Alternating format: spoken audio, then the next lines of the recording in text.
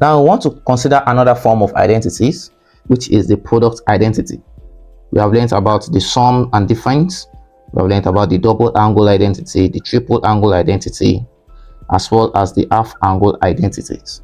Now I want to look for identities that have the format of sine A plus cos A, or let's say cos B, and the format of sine A plus sine B. We also have the format of cos A plus cos B, and similarly cos A plus sine B. So this will derive, and they will be an expression of the product of sine and cos. That is why it is called product identities, product of sine and cos. So let's begin. To derive these expressions now, let's recall firstly on the sine sum and difference expressions, or sum and difference identities of the sine format. So we want to recall on sine A plus B, as well as sine A minus B. So sine A plus B is equals to sine A cos B plus cos A sine B. Similarly, sine A minus B will be sine A cos B negative cos A sine B.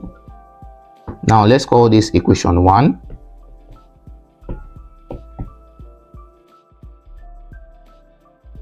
Now let's call this equation 2. So now in equation 1, now we have sine A plus B. In equation 2, we have sine A minus B. So the first concept we'll consider is when we add equation 1 and equation 2. So let's add equation 1 and let's add it to equation 2.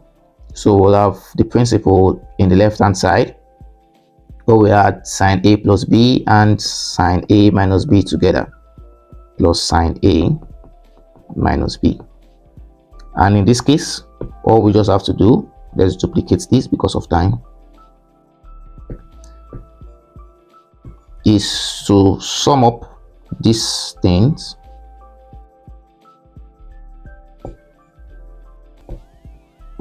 This will be equals to this plus this. Now this is equation 1 plus equation 2. Now you will notice something, that this expression will nullify this expression, because cos A sine B and minus cos A sine B will be nullified, and will be left with sine A plus B plus sine A minus B is equals to 2 sine A cos B. So let's call this now equation 3. Let's write this B well. We'll call this equation number 3. Similarly, if we say we want to subtract equation 2 from equation 1, so we are saying equation 1 minus 2. So all we just have to do now is to duplicate this. Okay, we are saying equation 1 minus 2. Let's copy what we have here and say it is sine A plus B minus sine A minus B. And we will duplicate this because it's equation 1 and 2. And bring it to this expression, change the ink to black for ease. And then we will subtract, because we are doing equation 1 minus equation 2. So in that same vein, when we open the bracket with minus, we will find out that this expression will nullify this expression, and we'll be left with sine A plus B plus sine A minus B to be equals to 2 cos A sine B. And we'll call this equation 4. Now we want to we have equation 3 and 4 now. Equation 3 says sine A plus B plus sine A minus B, and equation 4 says sine A plus B minus sine A minus B. Now we want to say, let us put, okay, if P is equals to A plus B, and if Q is equals to what? A minus B. So we can find the values of A and we can also find the values of B. Is that okay? So now let's make P plus Q now. What is P plus Q? In this case, we look for P plus Q. P plus Q will be A plus B plus A minus B. And we'll simplify this, we'll have 2A. Likewise, P minus Q. P minus Q, excuse me, will be equals to A plus B minus A minus B. And this, when we simplify it, we will have 2B. So from here, we can have an expression of A, that A is equals to P plus Q divided by 2. And from here, we have an expression of B, that B will be P minus Q divided by 2. So all we just have to do now is to substitute the values of A plus B. Wherever we see A plus B, we put P. And wherever we see A, we put P plus Q over 2. Now let's duplicate what we have in equation number 3. Let's recall equation number 3 and let's make our substitution. So from here, wherever we see A plus B, we put P. So we have sine P. Wherever we see A minus B, we put Q plus sine Q. Wherever we see A, we put P plus Q.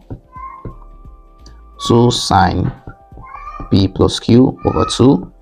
And wherever we see B, we put P minus Q. Cos P minus Q over 2. Let's rewrite that.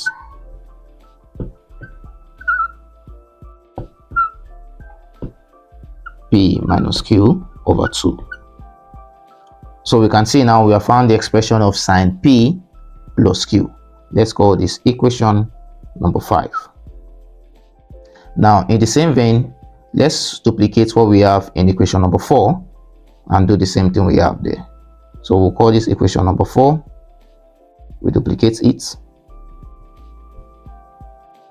and make the substitutions necessary.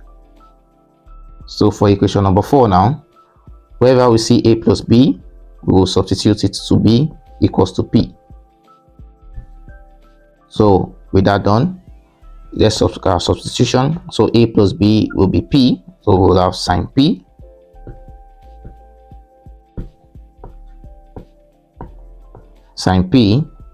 minus A minus B. So we'll have sine Q. Wherever we see A, we substitute P plus Q. So we'll have 2 sine, rather 2 cos P plus Q over 2. And wherever we see B, we substitute P minus Q over 2, sine P minus Q over 2. And let's call this equation number 6.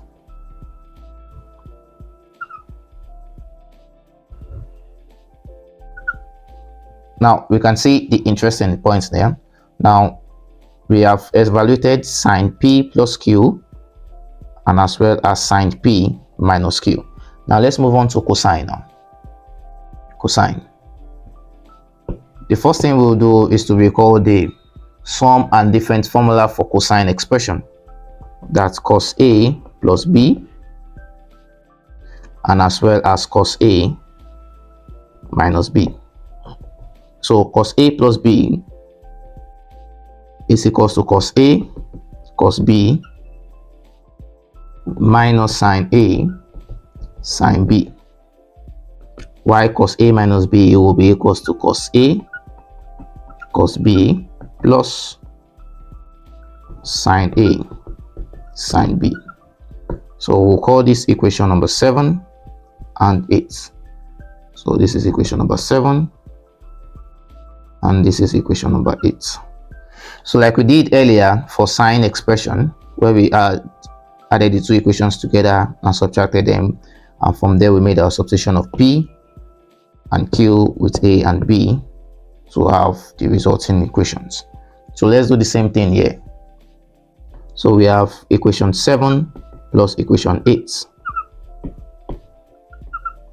So for that, we will have the expression of cos A plus B being added to cos A minus B, which will be equals to, so we'll take the right hand side, we copy it, and then we duplicate. We can as well copy for the next step. And then all we just have to do now, change the ink to black. And done.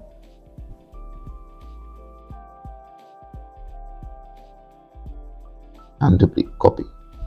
So what we do now is to add these two expressions together. And when we add the two expressions together, we'll find out that sine A, sine B will nullify sine A, sine B, and we'll be left with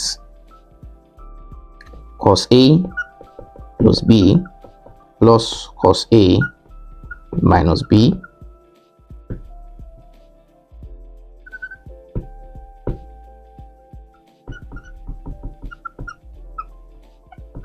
is equals to 2 cos A cos B.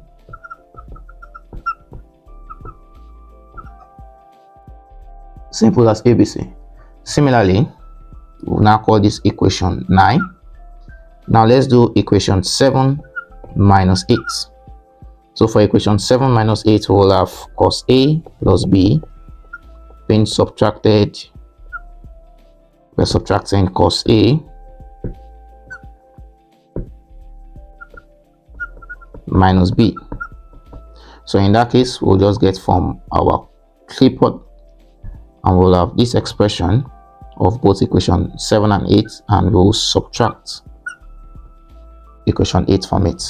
So when we subtract equation 8 from this, we will discover that cos A cos B will nullify cos A cos B, and we will be left with the fact of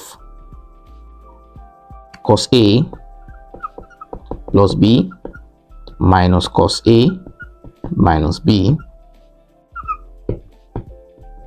is equals to minus 2 sine A sine B. So we'll call this equation number 9 or equation number 10. Now we will recall from the previous evaluation that we did that P is equals to A plus B and Q is equals to A minus B. Likewise, the expression of A and B. So let's rewrite that P is equals to A plus B, Q is equals to A minus B, and likewise A is equals to P plus Q over 2.